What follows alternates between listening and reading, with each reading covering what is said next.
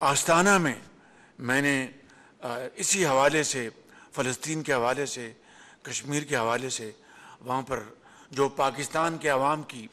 جو عکاسی تھی، میں نے اس کے لیے اپنی حقیر کاوشیں کی،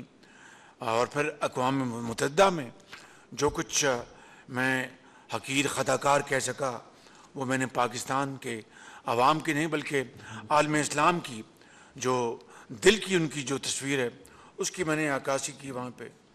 اور وہاں پر جو ہم نے جو واک آؤٹ کیا،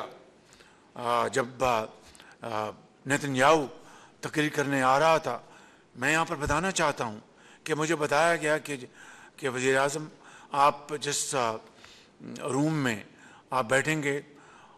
وہاں پر شاید نیتن یاہو آئیں، اور کیونکہ اس کے بعد ان کی تقریر ہے. تو میں نے دماغ کو تھوڑا سا میں نے ارک ریزی کی کہ اس طرف سے راستہ ہے،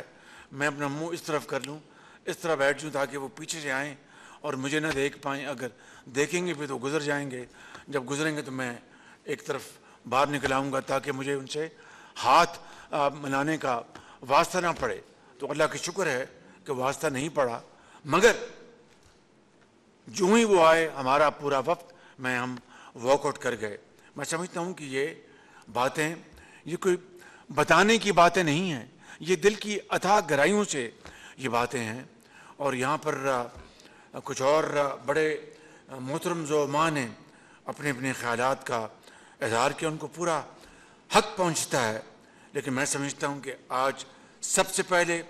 جنگ بندی جو ہے وہ وقت کی اہم ترین ضرورت ہے. اس کے لیے ہمیں آج یہاں سے پورے شد و مت سے آواز اٹھانی چاہیے، اور اس کو آگے بڑھانے کے لیے ہمیں چاہے OIC یا سیکیورٹی کاؤنسل یا یونائٹڈ نیشنز، اس کے جو بھی دروازے ہیں ان کو ہم کھٹکھٹائیں اپنی اجتماعی قوت سے، اپنے اسلامی ممالک کے ساتھ ملا کر، تاکہ ہماری آواز کو سنا جائے.